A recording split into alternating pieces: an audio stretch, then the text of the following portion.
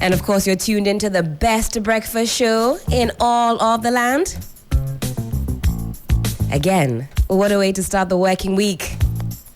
Hope you had a restful weekend and you caught all of the action from yesterday. Oh my goodness. Are we throwing our weight behind the Black Stars or are we taking a bit of a pause? We'll be talking all things AFCON, all things Black Stars, of course, this morning on a 3FM Sunrise on 3FM 92.7. But we'll kick things off very sharply now with the weather update. Felicity Ahafianyo is a chief forecaster with the Ghana Met. She'll let us know what to expect as far as the weather is concerned. Felicity, hello, good morning to you. Hope you are well. Good morning, Helen. Yes, I am better today than yesterday. Fantastic. Yesterday, the Black Stars didn't give us too much joy. Hopefully, the weather will be telling us a different story this morning. Yes, the weather will be a bit hazy sunshine across the 16 region. But those of us along the coast, actually, we may not feel the harmattan as it has been with us for the past 2 weeks. But the north, the temperatures will be as high as 38, 39 for today in the afternoon. Those in Volta, Oti, Ashanti, Eastern, and Bono East, and then Ahafo, we expect their temperatures to be around 35, 37 there. Greater Accra, 33, but some portions in Greater Accra is likely to have 34 degrees Celsius, so we need to be a bit careful, avoid the hottest part of the day. For the state of the sea today, we are anticipating it to become, then there are some few rain and thunderclouds, so they should watch out for some rain. But apart from that, the state is calm, a bit smooth for sailing. For the Water Lake too, we expect it to be okay. The only challenge is visibility. If they want to do night to dawn hours fishing, especially this evening into tomorrow morning, they have to be careful because we are anticipating mist and fog patches, which is likely to reduce visibility to some areas are less than 1 kilometer, others will be around 4,000 meters. All right, Felicity, thank you so much for that very efficient update. As always, we'll be looking for any subsequent ones to follow. Most definitely. Enjoy the rest of the day. You as well. And that was Felicity Ahafianyo with that weather forecast for the morning. Don't go anywhere. It's a good day to have a good day. We have a packed menu for you right here on 3FM Sunrise on 3FM 92.7.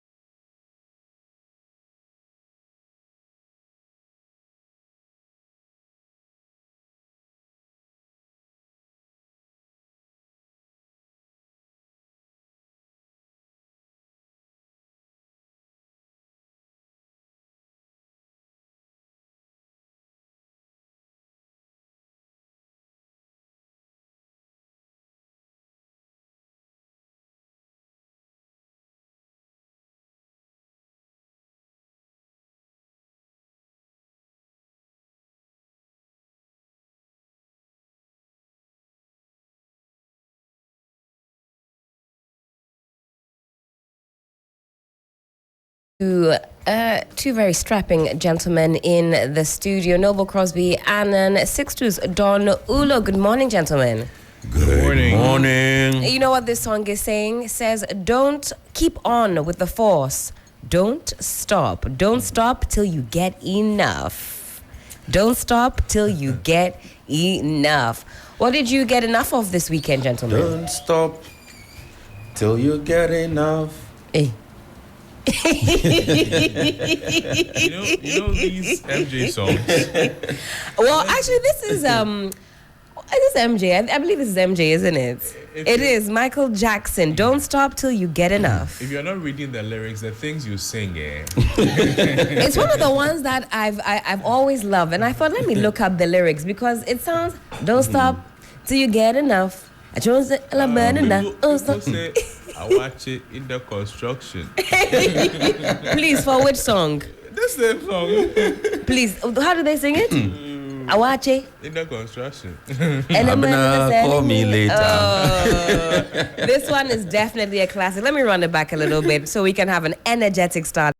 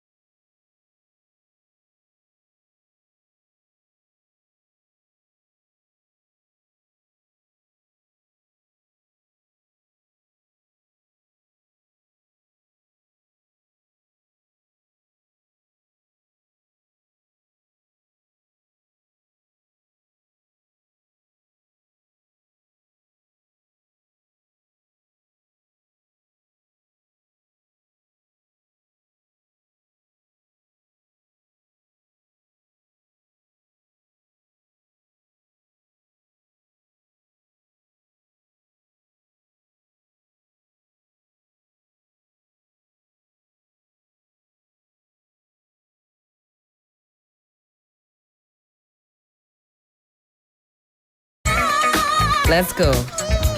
Keep on to the first don't stop till you get enough. Keep on. To the first. What?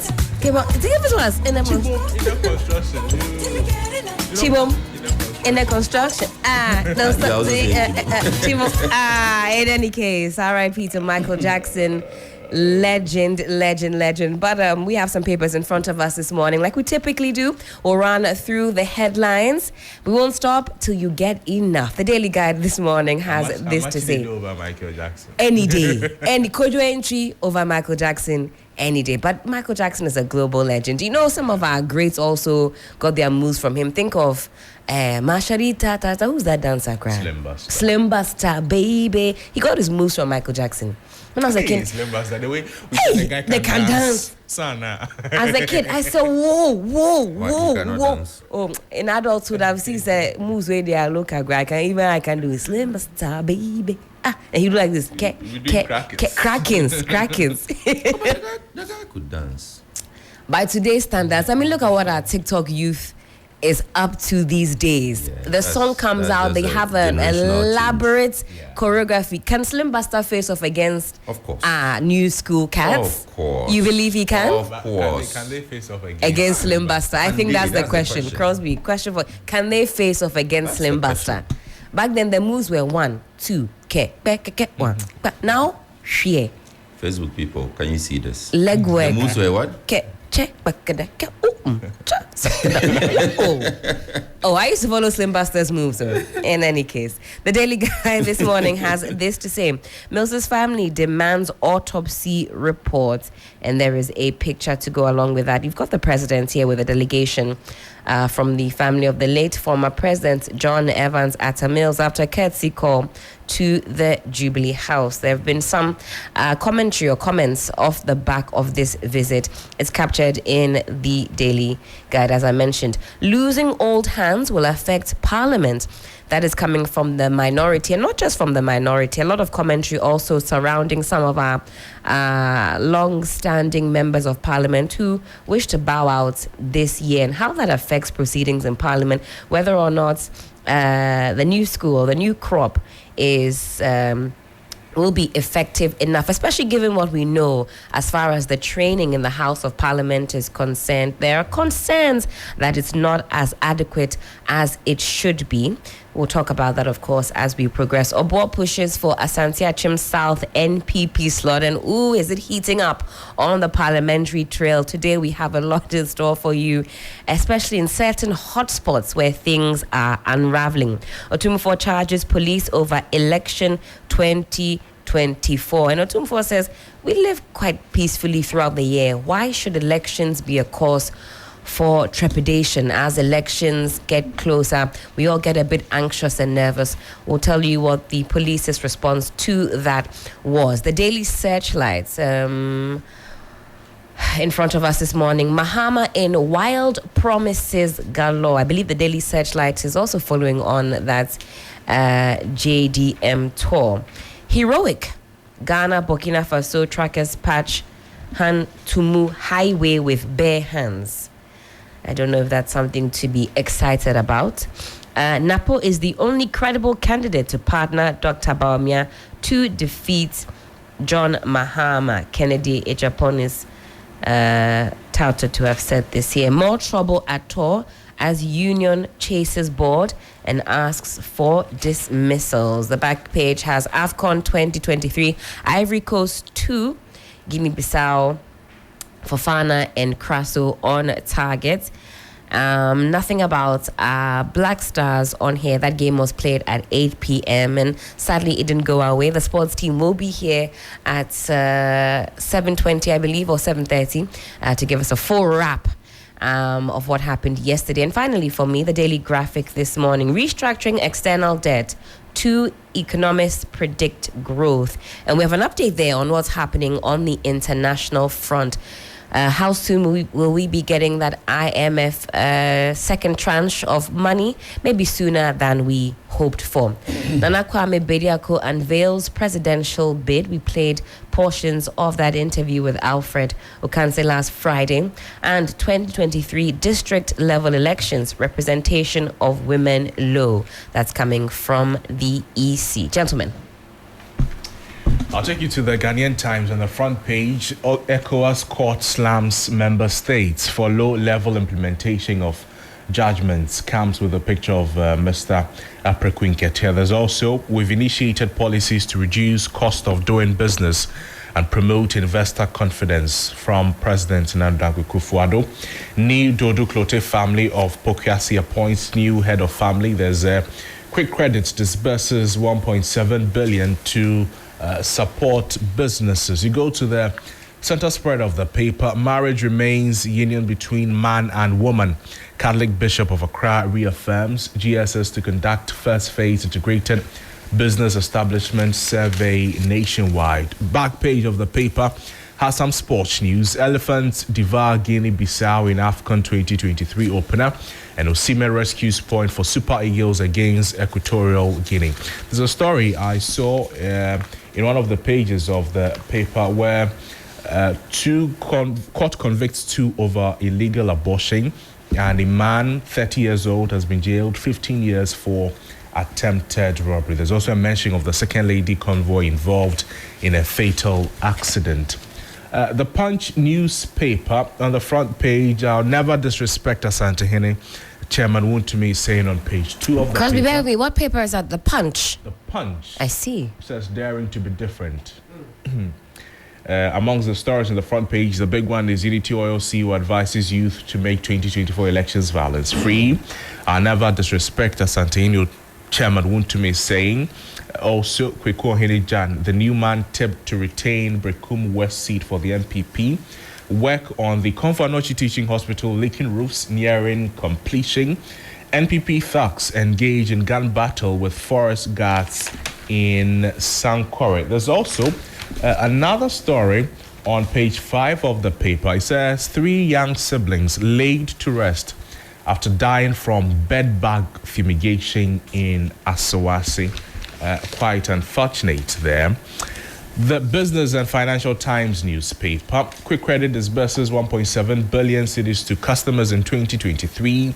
Decline in cashew quality pushes price down. Tighter policy rate to persist Until inflation firmly anchors and Zenith Bank opens new branch at Medina.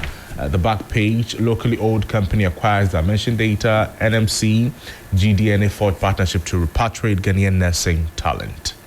On the front page of the Daily Analyst newspaper, published without fear or favor, 2024 elections, we won't go to the Supreme Court. Mahama charges and says, quote, we will win at the polling stations, end of quote. Comes with the picture of the former president who is leading the party back into this battle. And also still on that front page, Samira Bawumia's bodyguard laid to rest. And that's the picture of Hussein Mumuni. We now feel the police in our lives, Otumfuo Hills Dampare.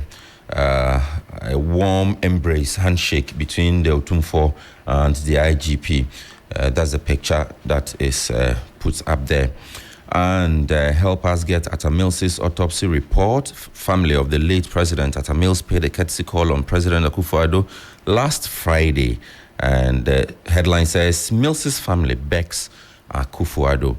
And finally, on the front page of the Daily Analyst paper, congestion of prisons, SOSU initiates community sentences law. And it comes with the picture of the Medina lawmaker. If there are any people, any members of parliament to be protected, for me, this would be one of those members of parliament. Why do you say so, Sixtus? Because whether you like him or not, he is really taking advantage of the private member bill to throw light or bring up or initiate legislation that really should matter to the people. And this is one of them. Recall the witchcraft bill. That's right. Yes, it's one of his babies, and some other ones that he's done, he's put out there. And so I think that we need people who can concentrate on legislation that go directly to the interest of the people. I know on authority that the Attorney General, Godfred Yeboah Dame, when he took off office as Attorney General, this was one of his interest areas. When he outlined his vision for the office, he said he was going to concentrate on getting a law on community sentencing passed. Okay. And so if we have this kind of energy and synergy, it really would help. Are we simply not tired of just throwing people into Insalm? People go in and come out worse than they went in. I have been to Insalm a number of times as a student of the law. At the LLB level, it was a requirement. I don't know what it still is, but knowing Professor Atube's quest for knowledge, holistic knowledge, I'm sure that it still is a requirement. Before you can come out with an LLB from the University of Ghana School of Law, you must have visited the Nsawam prisons. And Helen, it gives you a different, we say in the local parlance, it's an eye-opener. Okay. You know, it allows you to appreciate certain things that you otherwise would have taken for granted, especially for those of us who go about our daily lives, you know, speaking anyhow to people, hitting people anyhow, pushing people anyhow. Thinking that there are no repercussions for our actions. You think you can stand anywhere at any time. You think you can just walk into any room at any time, pick up anything at any time as you please. I mean, if you took a tour through Insalm, listen to stories. Some of the stories, Helen, it'll change your perspective. Change your perspectives. I see. You would begin to reevaluate your actions. Okay, that. I mean, the thing that they say, that your life can change in a minute. Right. Just like that. Like that. It is true. You wake up a free man before the sun sets, you are behind bars, and that's it. And some of the stories are so ridiculous.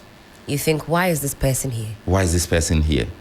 And some of them have been there because they simply, the investigator has forgotten about them. And they've been left to their own devices. Oh, yes. Has been transferred. There is no car to bring the person to court.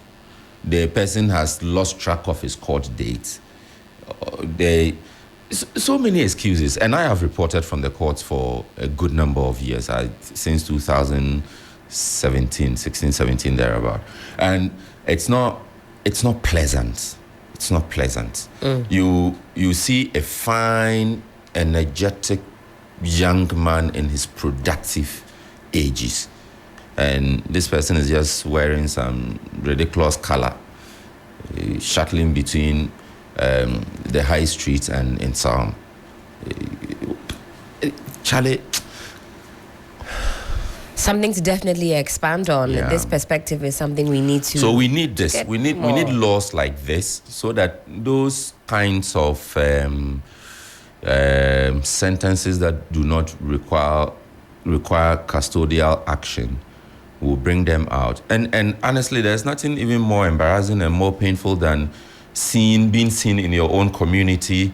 So that's all. It's Sweeping around. community Service. So they Yes. say go and clean out the gutters where you live. Go and do all kinds of painting, weeding, gardening, and that would, you think, serve as a sufficient enough deterrence. Do you think No, that in some of the cases, I recall. It should be looked at on a case-by-case basis. No, of course, Yes. Absolutely. of course. No, it wouldn't be that Blanket you, thing, yeah. Crosby, you take a machete out against me, and they will say go and sweep the gutters of Kanda or sweep around the president. No, not at all, my brother. You see something. I think Sixus, you're right. For some people, they'd rather be in custody than to let their cronies see them out in the town in uniform, weeding, sweeping, cleaning, scrubbing, and all of that. But of course, The by all last means, time a picture of former South Africa president came out, Zuma, is it Zuma? Yeah, the last time we saw a Jacob picture Zuma. of him in the prison jumper suit, and he I think the person was trying to use that to do some of those inspired to aspire talk, right. but I am not sure that the person of the president, the former president, would have wanted his people to see him in such Absolutely a condition. not. Absolutely Exactly. not. So it's something that pushes all of us to rethink how we behave, how we act, our relationship with the law, and how we should conduct ourselves so that the society we live in is orderly, there's peace, and everybody goes about his business in a respected and respectable manner. But if we were to leave things to chance, I mean, it becomes like the jungle anthem, survival Of the fittest. and so no one really would survive except for the strong. As for you and I'm sure that Crosby will walk over us with his. I'm not too sure. These days, Crosby, I'm not seeing him swift like he used to be. He's taking his foot off the pedal, Kakra. Energy is diminishing. He has other ambitions that require that he, bulk he's up, dropped from Kakra. 1 hour to 5 minutes. Let's talk some. So this kind of law is what we Somewhere. need. This I kind, agree. and I think that this is the time to that thing that they call bipartisan support. I think these are the moments in which we need such Absolutely. support. So Absolutely. that is it for the Daily Analyst newspaper. Permit me to quickly go through the Today newspaper as well. It says Truth and Enlightenment. Make 2024 elections peaceful. Asante Hine charges IGP. No mercy for corrupt officials in my future government. Samira's convoy involved in accident on Accra-Kumasi Highway. And it's always this highway. It's always either the Accra-Kumasi Highway or the Tachman Tamale Highway. These two highways, I really don't know whether we have found the solution to the problems. And yes, lest I forget, the Cape Coast Road as well. That is right. I think these are the three deadliest highways we have in the country. I don't know whether it's the same thing the road safety people have in their books, but all the deadly accidents we see are these three highways, and I think that we need to pay more attention to it. Because, of course, the speed at which persons travel on these highways will mean that the accidents are often, fatal, quite ghastly, very severe indeed. No, that was true for the Tachma Tamale Highway. For the Cape Coast Road, it's not really about the speed. Well, the speed contributes, but it's more about the the sharps and the curves and bends on the road. You are driving, you practically are unable to see what is at the corner there. Are there enough? Is there enough signage to indicate that you are traveling on a road that has many bends and curves? Because I guess that will also avert your mind to it. But if you're traveling on a road and you've already realized that there have been some sharp bends, and you have to readjust your mind, readjust your brain, and then reduce your speed because now you are on a road that you can't predict. The bends are sharp. I think at a point they even put up some signages indicating the spots at which accidents were frequently recorded. The right number of people who have died. So yes. You get to a place, they write, slow down. 70 people died here. So I think that's kind of putting some fear in you to drive properly. Absolutely. But another thing that I would want us to look at from Mrs. Bawumia's the convoy's accident is the frequency of these accidents of usually the first and the second families in the country. So we know that Mr. Rawlings, you also experienced the same thing. He had an accident one time, and then President Kufuor also suffered the same. Mills?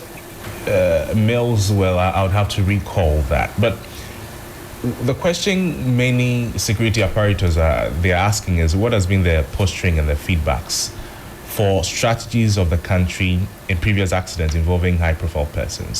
So there's a mention of Rawlings convoy on the motorway, Kufuor, that happened near his residence. There's also a mention of a certain chief of staff from Russia, and that happened in Ho. I don't know if that's true, though. I see. But these incidents... The man traveled all the way from Russia to a Russian chief of staff. A Russian chief of staff or a Ghanaian chief of staff. That accident happened at Ho. So there should be a way to end it because these persons have some forms of security, and usually these accidents are not only their convoy, they involve other vehicles. You understand what I'm trying to say? So I think we should look at it to find ways to protect the first, the second families, everybody else better in the country, so reduce the occurrences of these unfortunate incidents. Should we not be looking at the speed at which these convoys also move? I have seen a lot of factors. Causing these accidents. I saw a convoy. I honestly didn't know whose convoy that was. This was just on Saturday afternoon, late afternoon, on the Ebri stretch. So imagine the Ebri road climbing up or descending. So from Peduase down. If you know where the Ebri station and market is, the one just by the roadside. When you descend a little from the Peduase area, there's this market there. This market, and then you have a taxi rank of a sort. Okay. I don't know the names given to those areas. And I saw this convoy and the speed on that road led by a dispatch rider. There was no marking on the car to indicate who could have been in that vehicle. Those vehicles. But it wasn't good for the nature of the road. And so I kept asking myself, which sniper is here aiming to shoot who? What kind of meeting are you in so much a haste to get to? So I think the speed also matters. Absolutely. Even for the president. Absolutely. There was a time this became topical. From here, from the presidential villa here to the the Nima presidential villa, the speed you see, it's too much. It's simply too much. If any, if any Okada rider makes the slightest mistake, the accident would be deadly. That's right. Or even a pedestrian, the least trip, the accident will be deadly. So I think that the speed at which our convoys also move must be talked about. Absolutely. I really don't know much about presidential convoys or diplomatic convoys or whatever convoy it is, and the speed at which they move, and whether there's a speed limit and whether there's a reason they should be moving at that speed. But I simply think that when you look at it with your layman's eye, it's simply too much. In town, that's right. Yeah. In town, you are driving at that speed to where? For what? Protecting who? And sometimes it's as if the men and women who are in charge of those convoys, they don't even care about their own lives. The speed, you mean with the speed with which even they are moving. Exactly. Exactly. For me, what I don't like is, I mean, by all means, there are certain persons who need to get where they are going quickly and all of that, but others who I can't really decipher. Who are you? One lone car with a few flashing lights, and they'll have one policeman kicking your car. Abused in our land. It's very ridiculous. Now every V8 has tinted glasses and stroke lights. Yes. Every single. Well, I saw that the police were at some point last year, in the middle of the year, getting seemingly tough on some of these instances. We saw one gentleman, I believe was Lebanese looking or so. Do you recall this last year? Was stopped by the police, or the year before, and questioned, and he didn't have the right, sticker or whatever the case may be to be going at the speed with that type of light. I hope the police continue on with that, on that expedition of curbing this, because sometimes it's truly annoying, and there are people who refuse. If they can't ascertain who it is that's coming, a lone V8 with one, they will not move. I've got a friend, as a matter of principle, will not move. Simply will not get out of the way. And I've had instances where the police personnel leading the convoy, when they just kick your car with the one leg, kick your car, or attempt to kick your car, and I'm thinking, why? No, and I even understand that now you can just walk to the police station and say you need a convoy. And you pay, a policeman, you pay for the service. Well, if the police administration is listening and this is a lie, they should kindly call in and educate us on these. But all these are things we hear.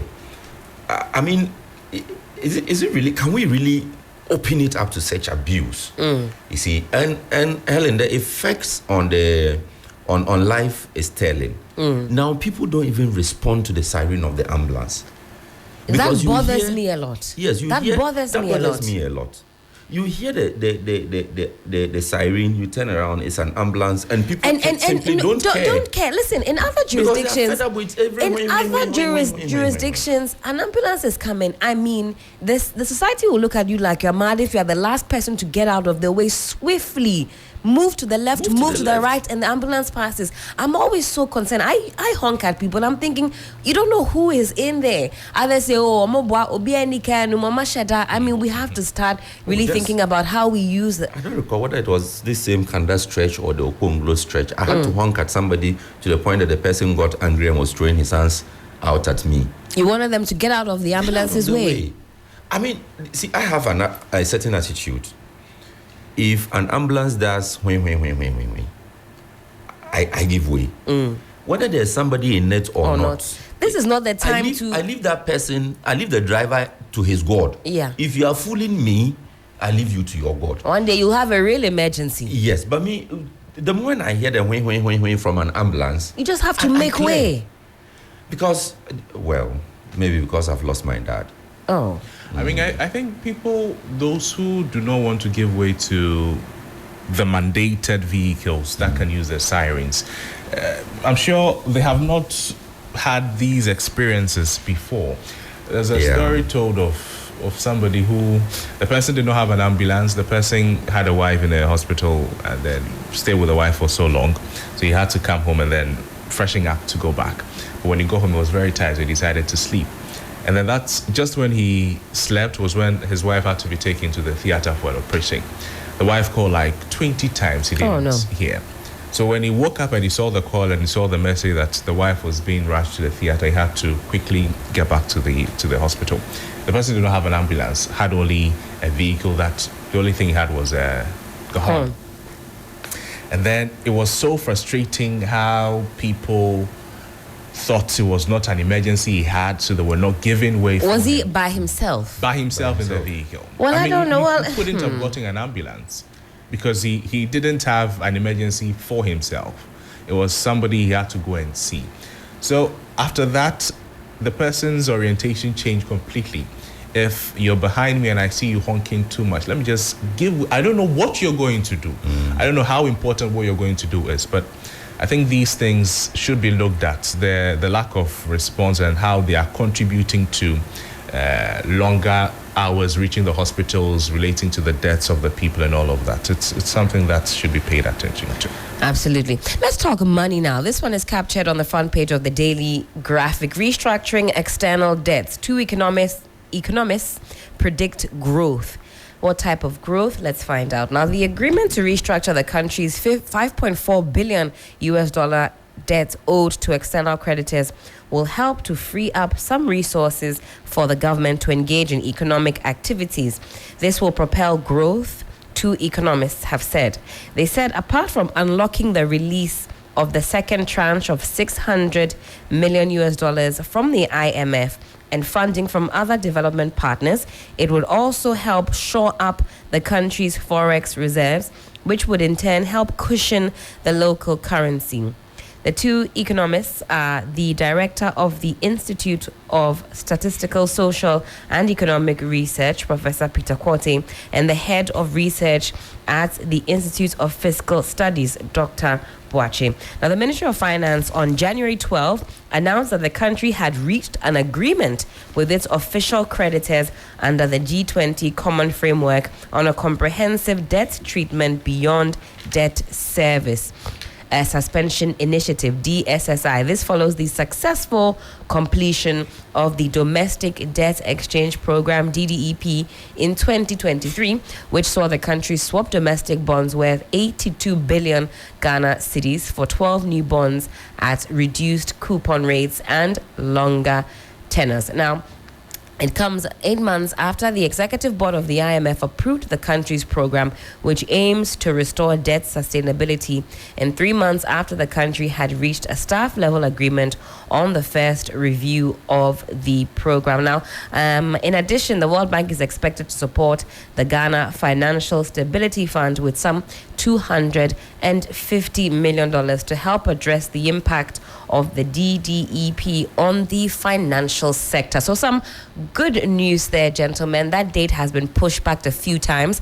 I think now we can possibly comfortably rely on that end of February timeline, or should we not be holding our breath? The timelines again have been pushed back a few times. Crosby, until it comes, until it hits the account, whatever, until we get alerts. What have we not heard? Okay, they have told us everything. They have told us since the last quarter of 2023 that this was coming from October, November, December, January, February. They keep telling us the same things until the thing you hear the pinning in the account that 600 million has come.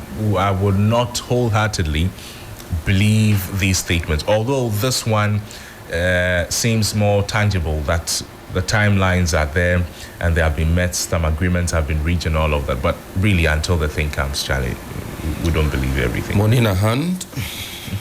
What's the rest of that saying? Money in a hand, Back in the ground. back in the ground. I'm just saying the same thing Crosby said. Money in a hand, Until I see I'm feeling. back for ground, back day ground. What does that mean? Is that how you say it? I mean, are our external creditors watching us? Are they watching what we're up to?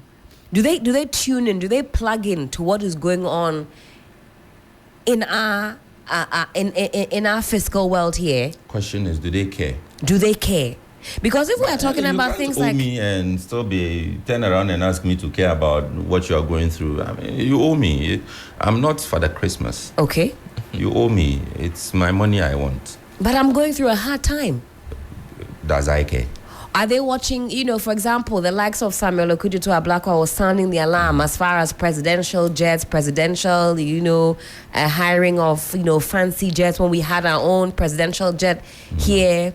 Do our external creditors, do they pay attention to that? Do they think, this guy owes me money, but look, he's living the life. He's really living the life. I'm hearing that the ministers are corrupt. Do they plug into that? Because as an external creditor, would you be thinking, hey, you owe me money and your ministers are in... If that is what you are listening to, then I'll even ask for more.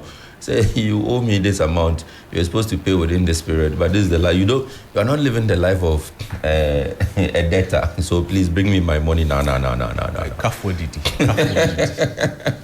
Well, this sounds like good news or sounds like music to my ears. But as Crosby is saying, until the alert has come through, we can't take our foot off the pedal. If you joined us, I believe, last week during our growth series, Jerome Akuse is an economist who was telling us what to look out for in the year 2024 if you want to invest your money in the Ghanaian economy. One of the biggest things he alerted our minds to is this second tranche of money is expected from the IMF, because the city is still very much on its knees. Although in either the Christmas address or the New Year's address by the president, he says that we have turned a corner.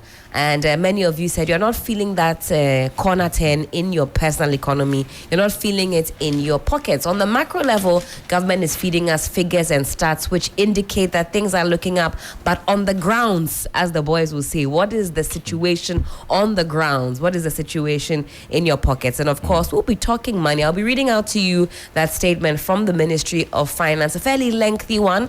But the money is now on its way. It's coming, and that should turn our fortunes around. Before we make way for the sports update, Otumfuo charges police over election 2024. Let's see what that story is saying here on page 6. It's captured in a number of other newspapers as well. Now, the Asante-Hene Otumfuo said to the second has tasked the Ghana Police Service to put in place proper strategies and policies to make the December 7 polls an incident-free affair.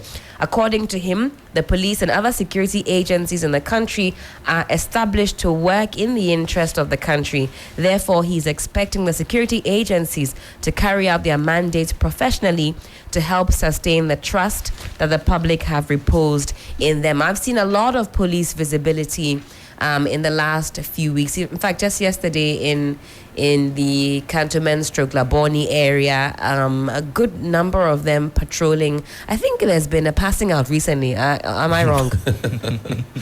I don't recall. Because there's a lot of them look like fresh blood, energetic, suited and booted. The ones who are on the motorbikes. Is that the ECG? A friend said they are now overdoing it.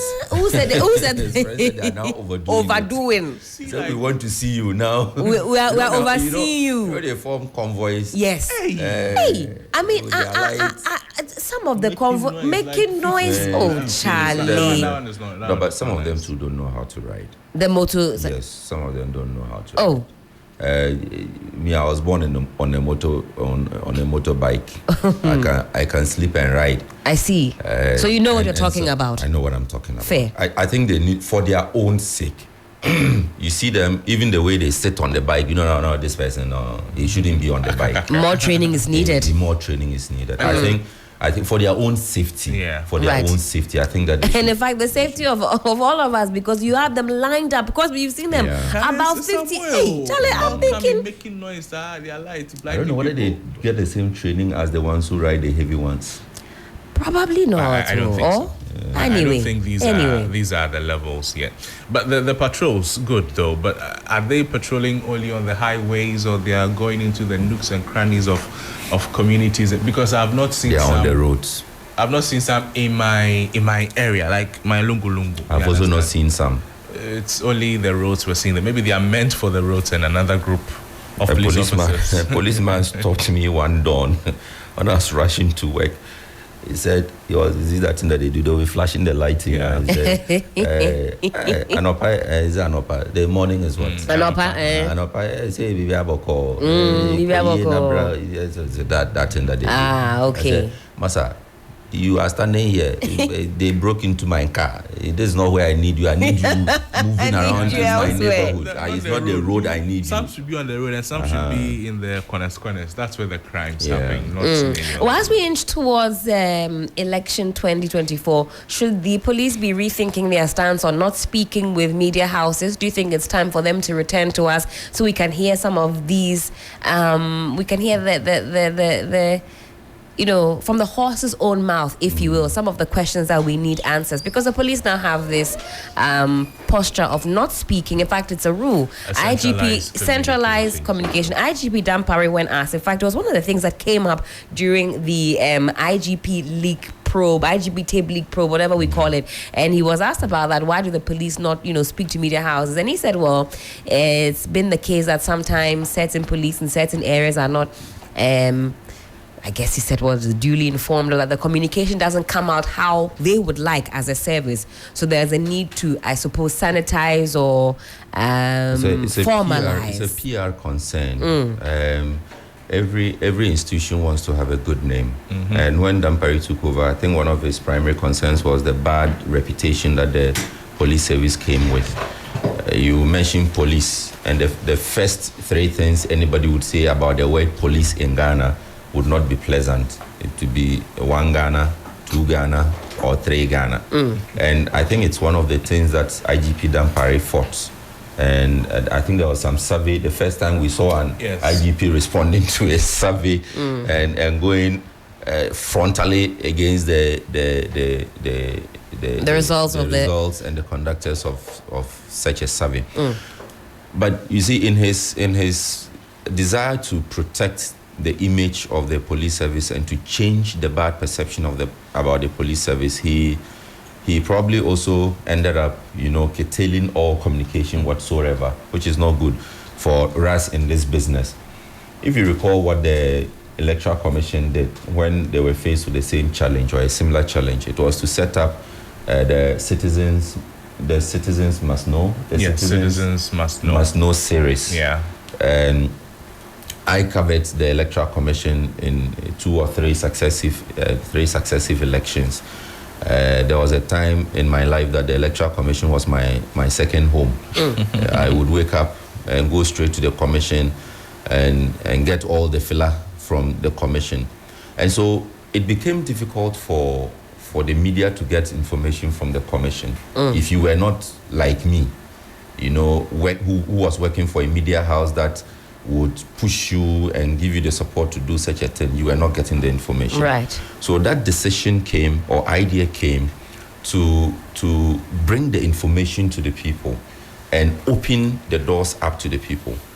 So when you do that, you're able to control the information. It doesn't mean that all the filler you get from the Citizens Must Know forum is what you would need, or it's actually the filler. But they are giving you the filler. So if you want more, you still have to go the extra mile as a media house. But bottom line is that you are getting some level or some amount of information to work with or to start with. And that is what I think the police service should do. What the service is doing from a media person's perspective, I wouldn't appreciate it. But if I were an ordinary citizen, just like anybody else who is not in this space, then it becomes a little bit 50-50. Okay. So the service wants to control information so that wrong information is not out there, puts fear and panic in people, paints a negative picture of the service, people losing trust in the service and all of that. But at the same time, there can be a way to make it more frequent so that people still hear about the police, what the police is doing, so the confidence levels in the police go up and people are still in touch with the service. Now, until the central communication comes from the service to the media house, nobody hears about the police again.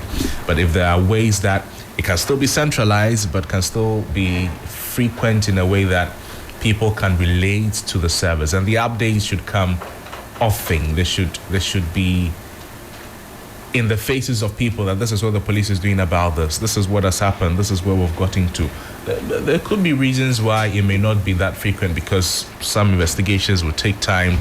No, but Crosby, I don't appreciate the situation where something happens in Bumpuru. There's a commander there. The incident report has to be transmitted to Accra. There's a PRO sitting in Accra who will now get up and talk to me or issue a statement based on what has happened in Bumpuru. There's a source. Yes, as a media person, I don't think that's the kind of information I have. And you see, people get panicked when they don't get the information. Exactly. So that's why we need it a little bit frequently. People begin to conjecture and begin to read meanings into things that are in actual fact mean there's really nothing behind it. But once you begin to protect the thing in a certain way, begin to make it build some mystery around it, then people are interested. They raise his eyebrows. Yeah. A lot of perspective there on that particular issue. But time check, it is some 24 minutes past the hour of 7. Black Stars are top of mind. Yesterday, I watched it in a fairly big crowd in Osu. I wanted to tap into that AFCON fever. You know, I love football. I love the Black Stars. But yesterday was very interesting for me as I watched the match unfold. First half versus second half. For me, one notable takeaway was that I didn't like how the referee actually shall I say, refereed the game. I think there were some decisions that went against that. No. No. You know, I went into it objectively across the board.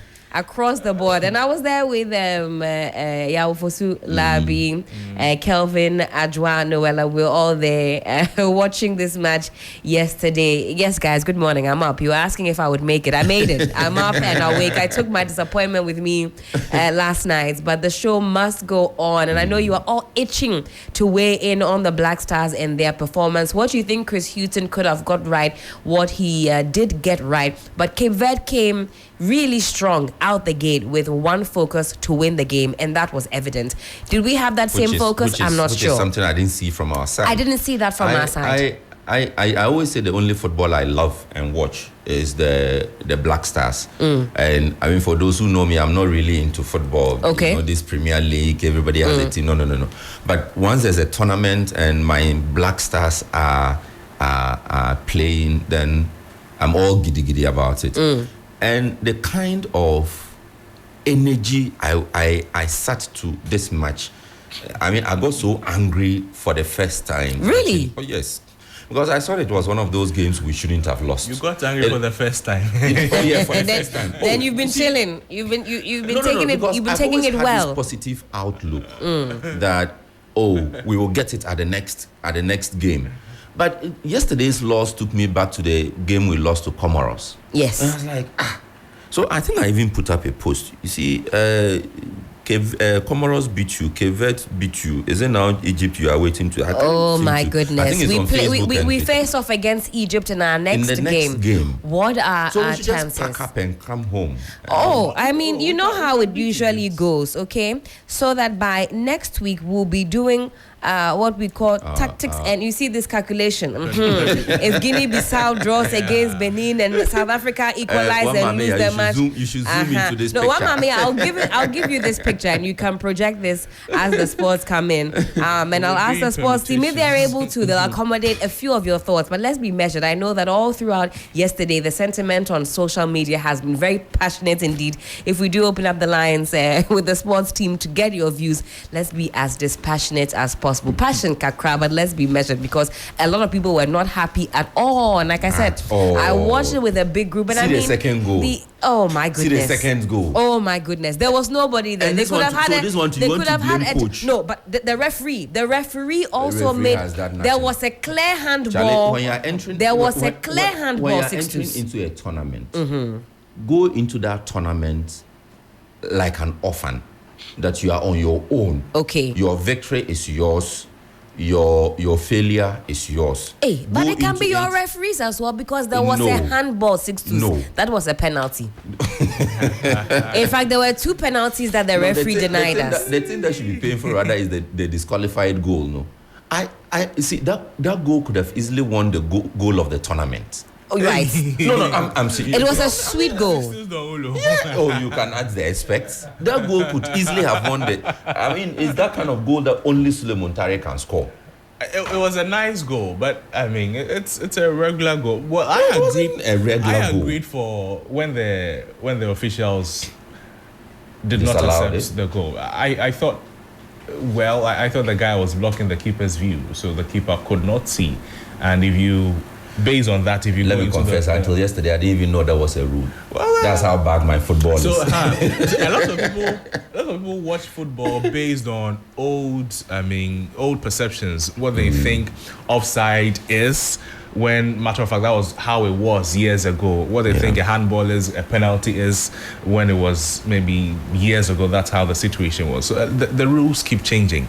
And if you're not familiar with the rules, you would always want to blame referee like Helen. No, there was a handball that was denied. Gentlemen, you didn't see it. It was not deliberate.